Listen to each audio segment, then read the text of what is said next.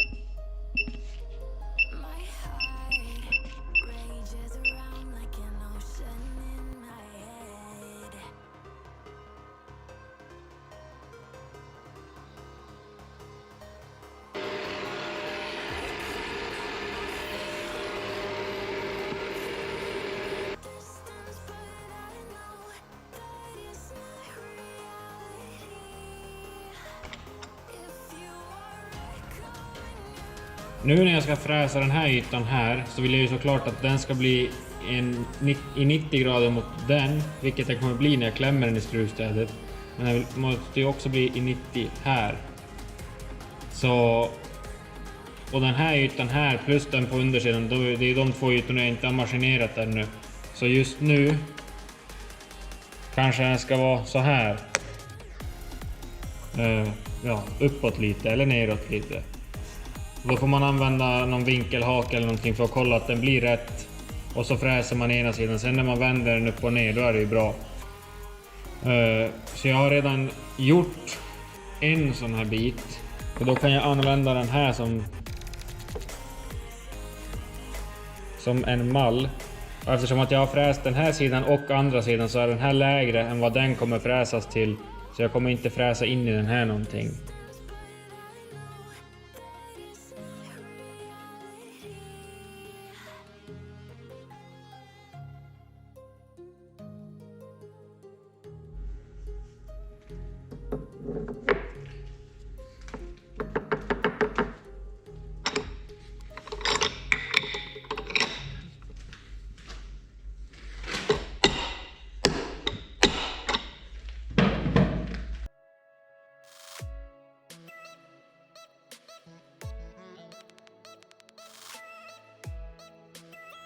Om någon undrar varför man använder en rundstång här, så är det för att jag just har fräst den här sidan.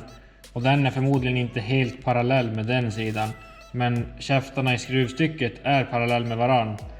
Så om jag sätter någonting runt här, så är det bara trycker på en punkt typ på den här sidan. Då kommer den här kanten hamna helt platt mot backen där. Och då blir den här ytan i 90 grader. Så.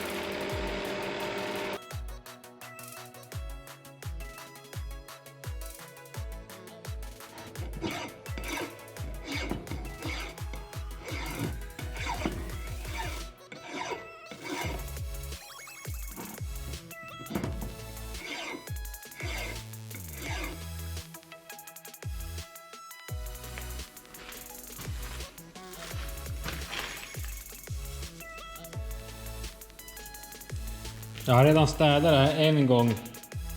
Och då var det nog mer än det här. Så någonting. 1,5 sån här hink. Med spån. Och det är som sagt andra gången så det blir ganska mycket. Jag har fullt i järnskroten, det måste jag föra här någon dag.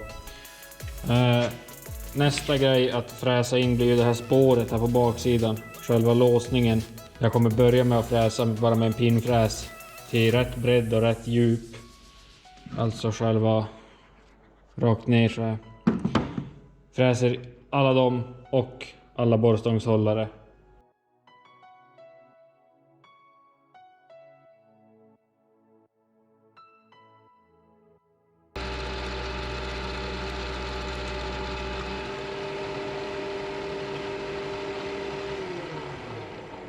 Jag var faktiskt lite rädd för att en sån här sak skulle hända.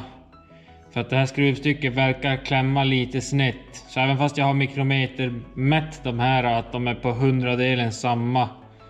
Och rengjort ytorna innan jag klämmer fast så var jag ändå lite skeptisk. Tänkte att det kan hända. Så jag tror jag ska köra om en och en istället.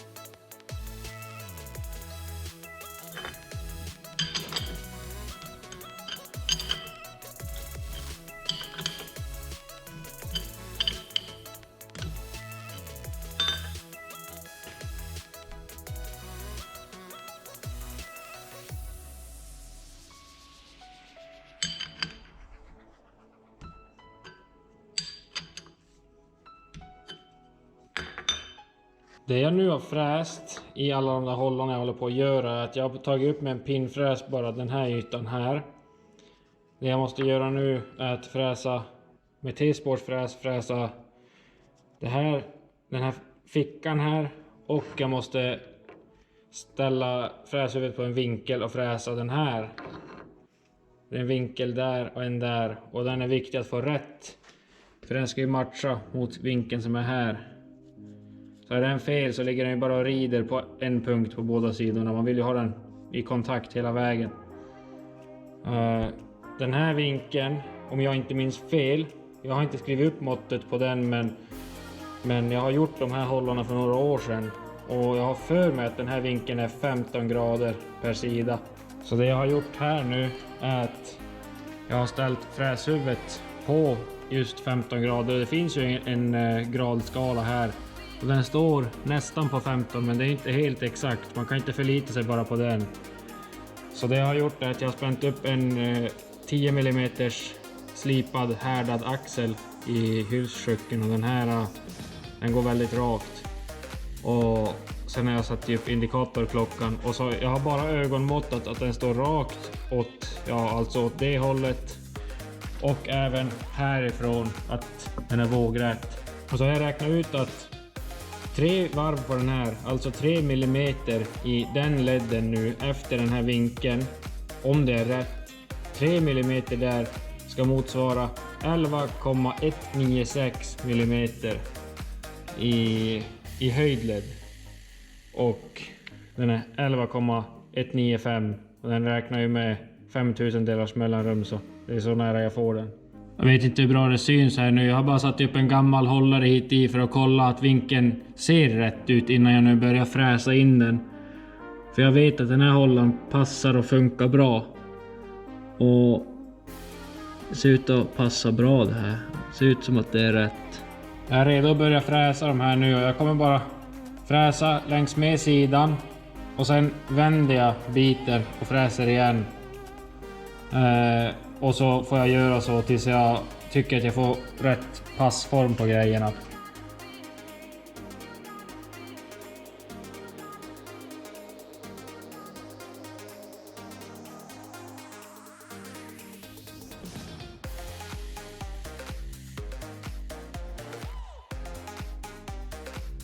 Vinkeln ser väldigt rätt ut, men vi har en bit kvar att fräsa ännu.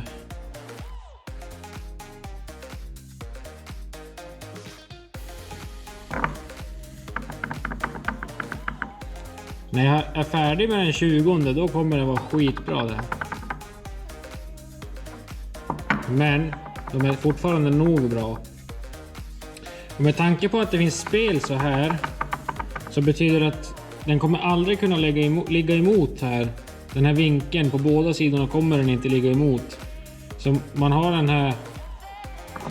den här som klämmer inåt i T-spåret. Och sen lägger den sig plant mot den ytan och den här ytan. Men inte mot de här. Det kanske är meningen att den ska vara mot de här också, förmodligen. Att det ska vara som precision, men inte ens originalhållarna som jag har är ju bättre än så här.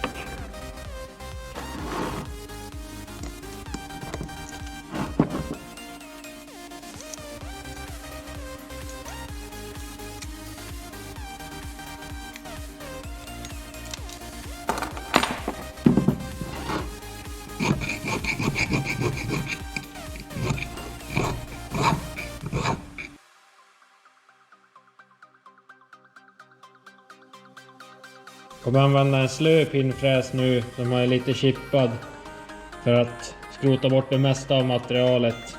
Så kommer jag köra så på alla bitar, sen monterar jag tillbaka dem och så tar jag en ny pinnfräs och går ett varv igenom och fixar till kanterna.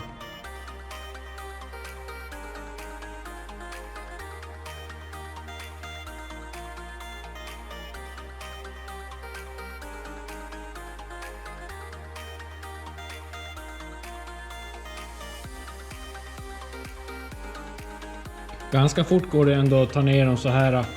Det är en 10 mm pinnfräs och jag dyker ner 20 mm och så fräser jag 5 mm i sidled och matar på 125 mm i minuten och den bara äter det. Även fast alla skär är helt förstörda, de är inte vassa, ingenting, men den går inte av. Jag är ganska imponerad på de här varje gång jag använder dem. Och det här var sådana här billiga från Amazon som kostar hälften så mycket som de som man kan köpa i Sverige kostar. Tänkte bara prova dem. De verkar funka faktiskt ganska bra.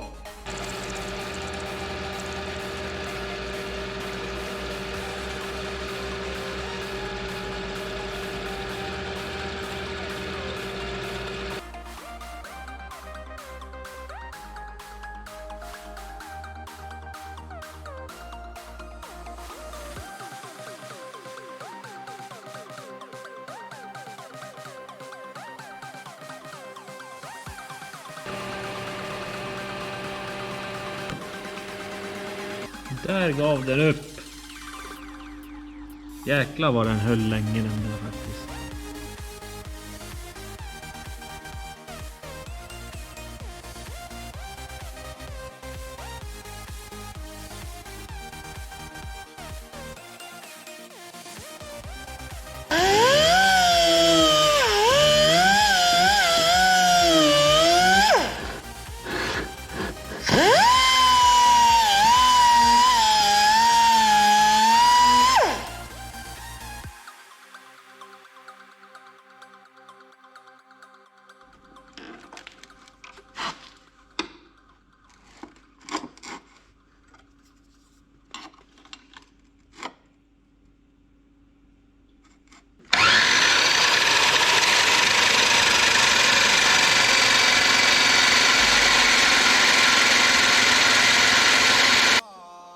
Into the night, I raise my hand to the fire. but it's no use, 'cause you can't stop it from shining through. It's true, baby, let the light shine through. If you believe it's true, baby, won't you let the light shine through for you, for you, for you, for you, for you. Ni kanske undrar varför jag inte har slipat till det här medan det fortfarande var en hel stång. Och det vet inte jag. Tänkte inte på det då. Men nu har jag i alla fall gjort alla 40 stycken. Jag tror det är 41 stycken till och med. Jag har en i reserv. Tagit ganska precis en halvtimme att slipa det här.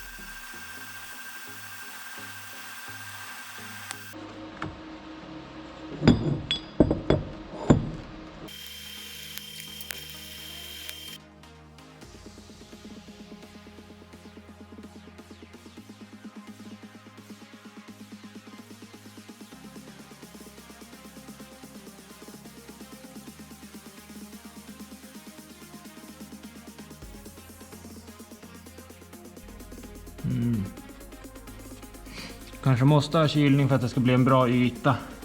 Någon kanske undrar vad det här är för någonting. Jag sätter bara de här hit, för annars rinner kylvätskan längst vid skruvstycket och så rinner den ner på golvet istället för att hamna i rännorna här i bordet och åka ner i tanken igen.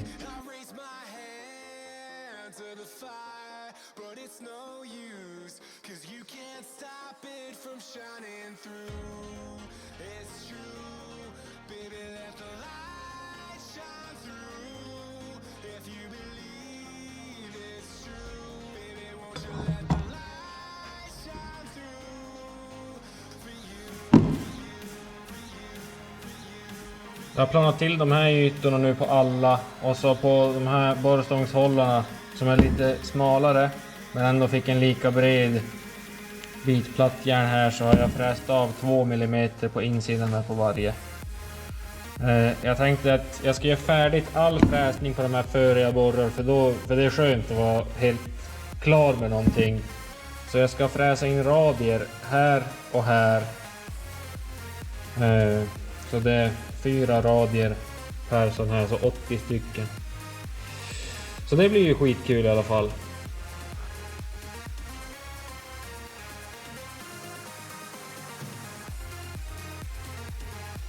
Det tar alldeles för lång tid att hålla på och fräsa de här radierna, och det blir tillräckligt bra med en rondell att bara slipa till med lamellskiva.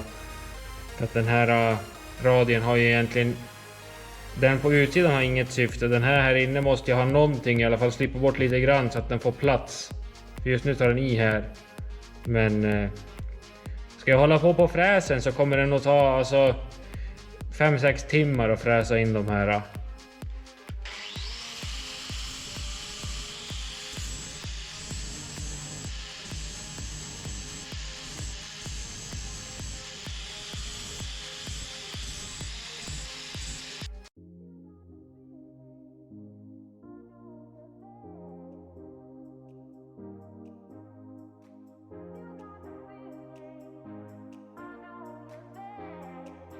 Ja, det är inte så mycket kvar att göra på de här annat än att borra hål och gänga. Det ska borras och gängas 3 M12 så. Och så ska det en M10 i varje sån här. De här ska inte ha det. De ska väl ha någon skruv, 2 stycken här ute kanske. Men jag ska vänta med att göra allt sånt tills jag har borrat och fått färdigt hålet igenom. Sen slits jag upp och så ska jag borra och fixa. Så de här blir nog någon annan gång. Jag kommer göra de här M10 bara i de här.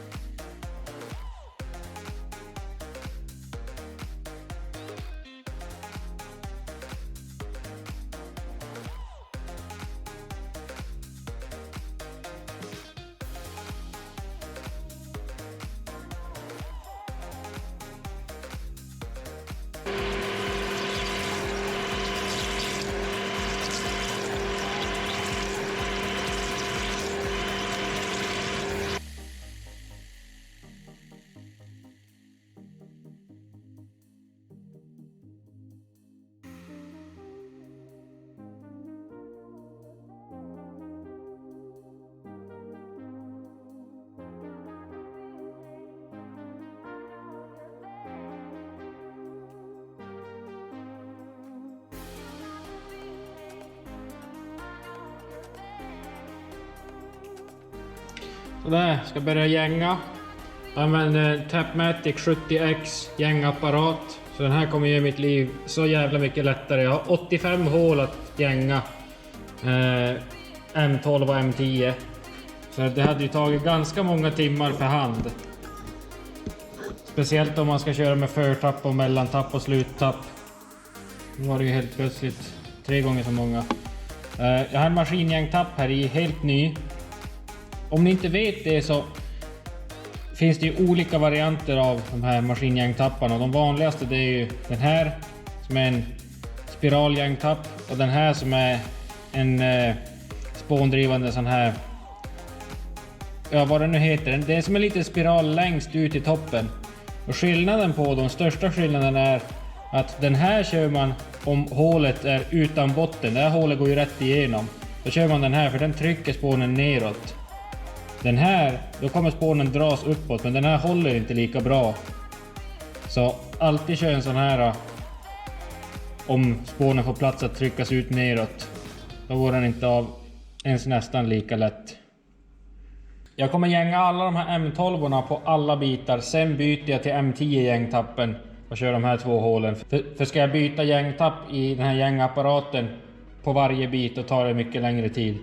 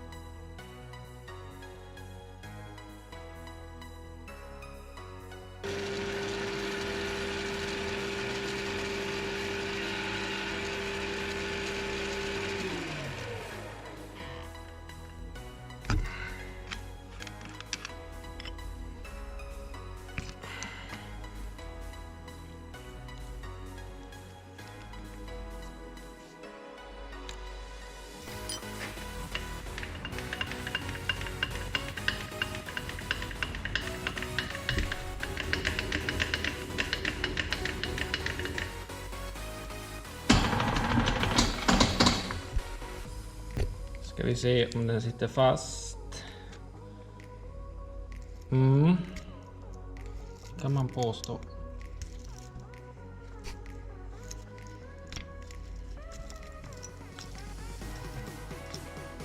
Hoppas inte nu den har chippat. Gått sönder. Det hade varit tråkigt.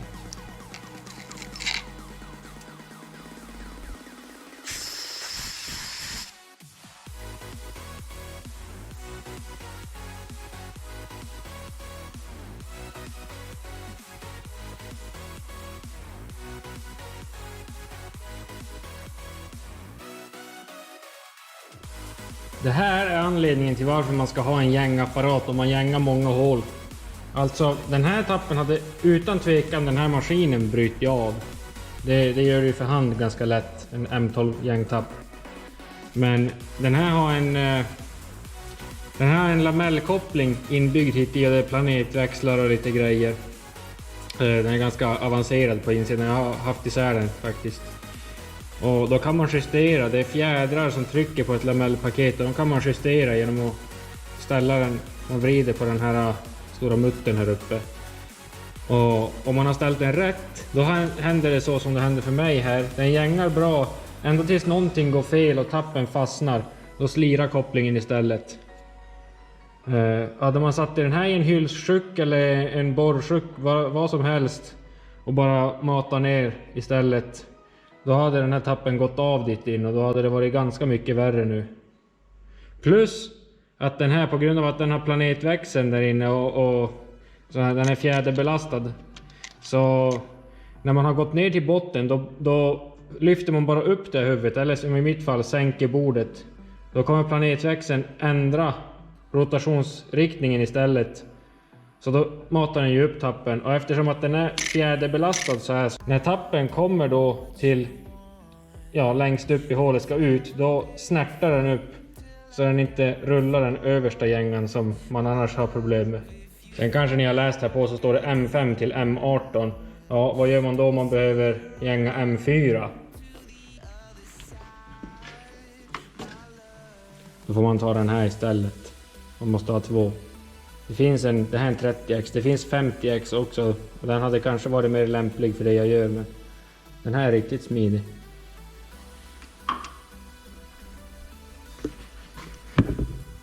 Sen kanske någon undrar vad jag använder för skärolja. VD40 Specialist Multipurpose Cutting Oil heter den.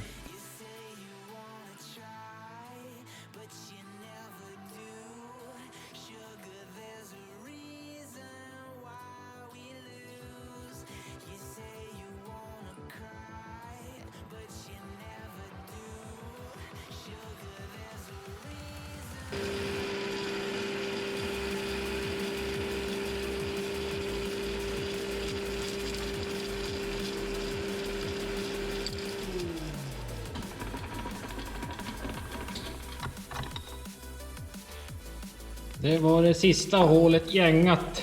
Det här är alltså alla de här hållarna färdiga. Förutom nu borrstångshållarna är ju inte så mycket att använda ännu. Jag har en påsticksbrotch som är 40 mm. Jag hoppas att den är vass, men jag har ingen hållare för den. Och jag har inte ens beställt en hållare ännu, så det här projektet får vänta. Jag gör färdigt de här någon annan gång. De här hållarna i sig, det är lite grann att fila kvar. Annars är de färdiga. Så måste jag göra de här höjdjusteringsskruvarna.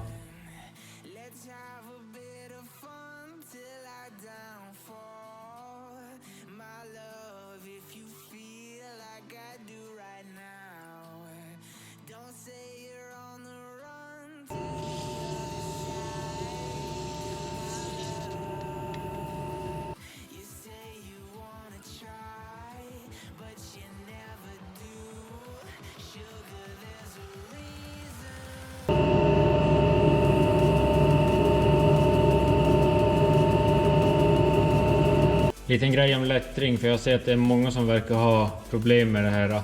Nu har jag ganska långt mellan dubben och sjucken ändå för en så här liten axel. Det är så mycket tryck på den så att det blir ju grundare lättring här i mitten, lite grann. En sak jag har märkt är att man får inte ha verktyget rakt. Det ska inte stå helt rakt så, det ska stå lite sådär, några grader, någon grad, jag vet inte, jag brukar bara ögonmåtta. Så här ser det ut nu i alla fall. Om det nu syns någonting. Jag kör nu på spakarna så 400 varv blir det. Den där 400 varv.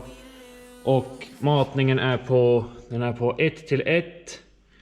11 där och 2:an där, så det skulle vara här 0,16 mm per spindelvarv. Men jag har inte, det är ingenting som jag har som forskat i vad man ska ha för matning. Jag brukar köra på det jag har i. Och skulle det vara så att det blir en dålig lättring, då brukar jag bara svarva av det, ta ner diametern lite alltså, och så provar jag på nytt och då brukar det bli bra. En sak jag glömde säga om den här lättringen. Nu mäter ju min svarv diameter här, alltså om jag kör in verktyget, då är det diametern den räknar, inte radien. Jag går in ungefär 1,5 mm för den här lättringen jag gjorde nu. Såklart beror det på vad man kör, vad man lättrar för någonting, hur grovt det är. Men 1,5 mm funkar bra på det här. Man måste verkligen trycka in verktyget ordentligt.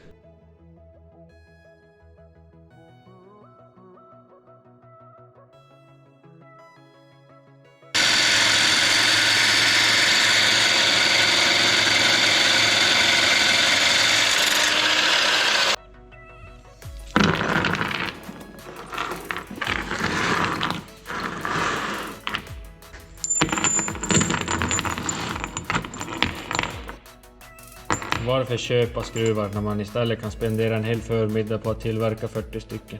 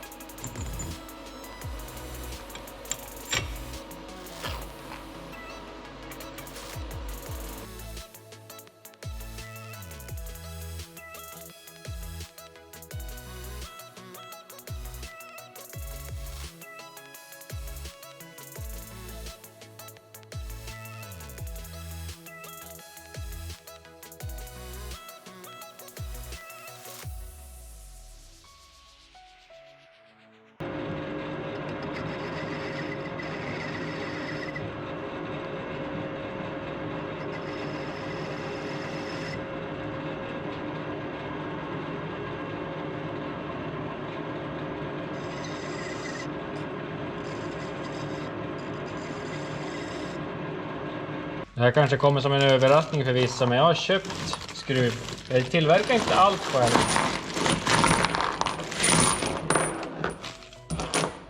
M12 insexor och M10 muttrar.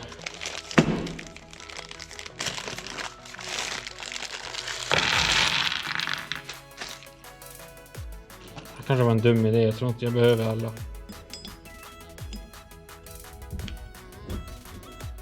Se om det här går i ens. Ja.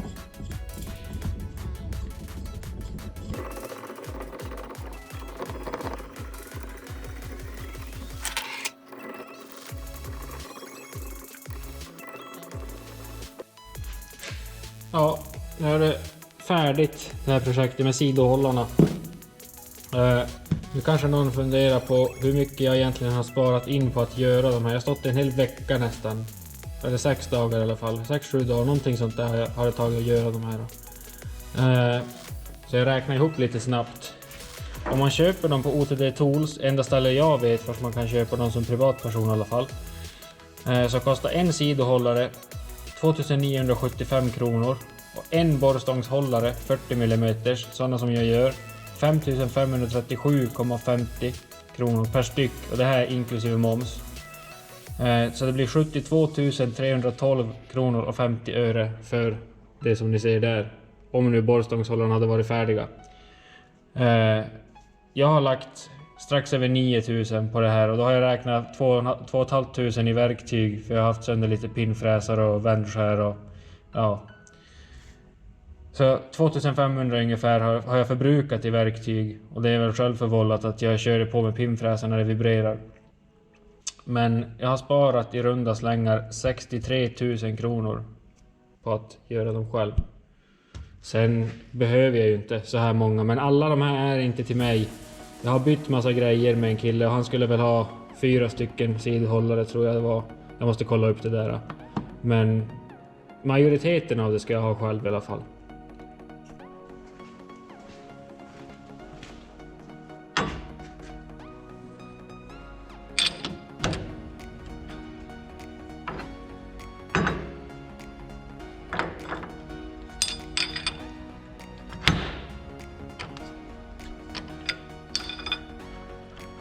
Där sitter.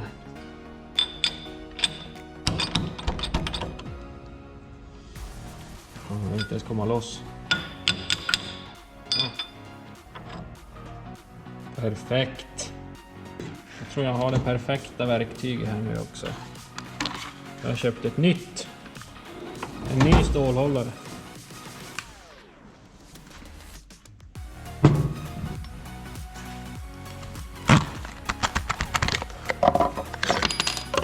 tänkt att köpa väldigt länge. En hållare för WNMG-skär.